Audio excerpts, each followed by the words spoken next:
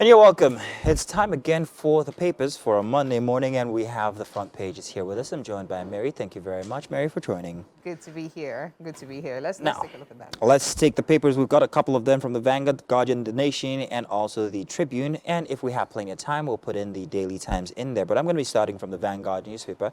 If you work with me here, Mary, let's start with a big headline here in rubrics. Naira notes scarcity once again for 2024. Crunch worsens, banks ration cash across counter. Customers frustrated as some banks shut ATMs, POS operators jerk up charges, and they have say their sources cash outside. They're sourcing cash outside of the bank. We're going to come back to that one, Mary. At the top for the Vanguard, NNPCL and Port Harcourt Refinery, the unfolding success story of rehabilitation by Femi Sune. And Humanitarian Ministry, Tinubu orders probe into alleged diversion of 585 million naira into private accounts and tackle increase in cases of killings. Ayelku tasks federal government. UNILORIN Covenant Varsities say no fake professors on payroll, and EFCC's visits, Dangote explains, assures stakeholders. Let's come back to the issue at hand. You must have been experiencing this yourself, because I experienced it yesterday when I went to get cash and I wasn't able to get any. The only place I was able to get, they had hiked up the fees, and I'm like, what's happening here? Until I remembered what's been going on. There's still no real explanation as to why there is that cash scarcity. However, another trend has started out of this, and that is that there's beginning to be fake Naira notes out there as people have started to complain.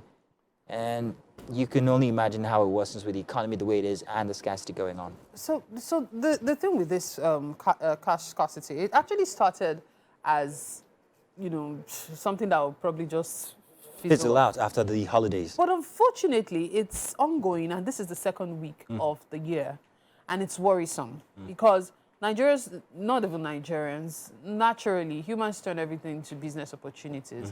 We know what happened the last time. So we can say for the last time, people were hoarding cash because of the change in currency and all. But what's the reason this time? And let's also keep in mind that if this continues, and it lasts longer, many people are going to start hoarding cash towards the end of the year. It will now become a new trend. Because I know some people who hoard fuel towards the end of the year, knowing that people will need more fuel, but it will get to that point, and that's what I find worrisome. Interestingly sad. What paper have you got now? Okay, so I have the Guardian newspaper, and it says federal government in fiscal dilemma over high inflation, low revenue, forex crisis. It also says Pope Francis's approval of same-sex blessing. So that's actually an editorial piece in the newspaper. CBN pays airlines additional $61.64 million stock funds. Here we also have towards an inclusive society for people living with disability. Tinubu orders probe of Humanitarian Ministry over 37 billion naira, as well as 535 million naira funds. Supreme Court affirms states have no regulatory powers on inland waterways.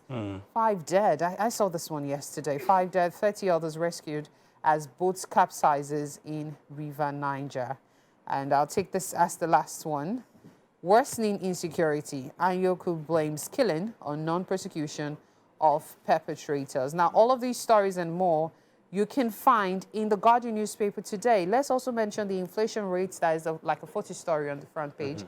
It has talking about 28.2%, with the budget being 28.7 trillion naira. So that's actually, well, something many folks, you can see the chess game there, like what is being done to the naira note. It is really, really worrisome. But I would like us to just touch quickly on the Pope Francis approval of same-sex blessing.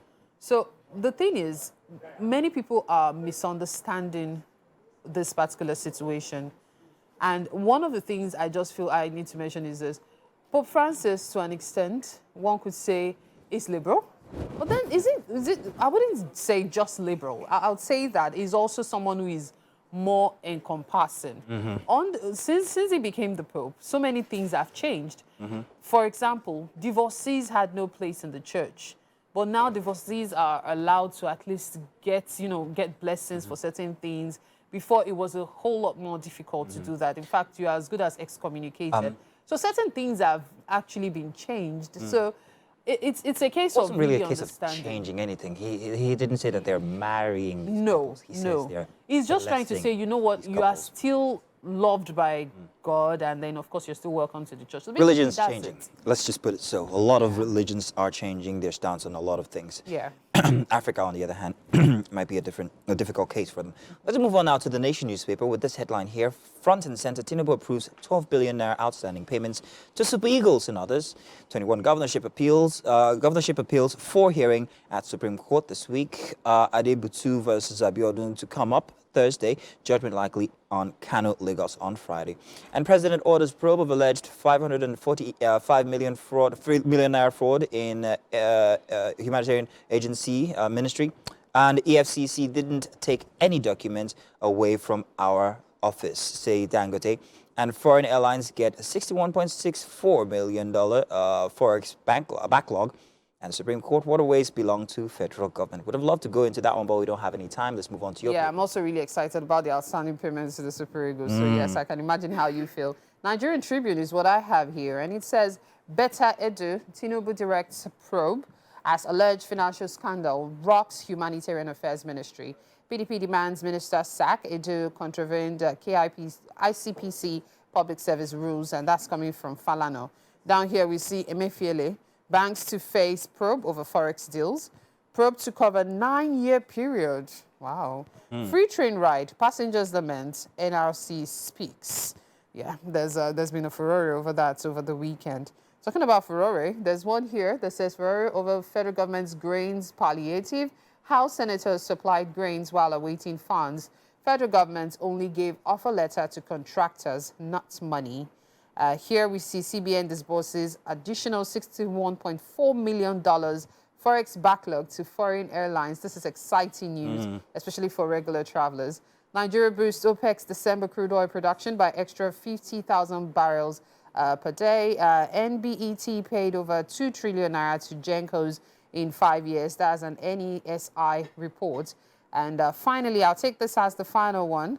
Forex probe, EFCC didn't take any documents from our office, and that's coming from Dangote Group. Well, so many stories, really. The newspapers have loads of them today, so you might want to check them out and then decide which one you want to purchase if you don't want to. Unfortunately, I can't take much from the Guardian newspaper, but I want to put in this last one from the Daily Times, however. Nimet predicts 3-day sunshine, haziness from Monday. Yeah.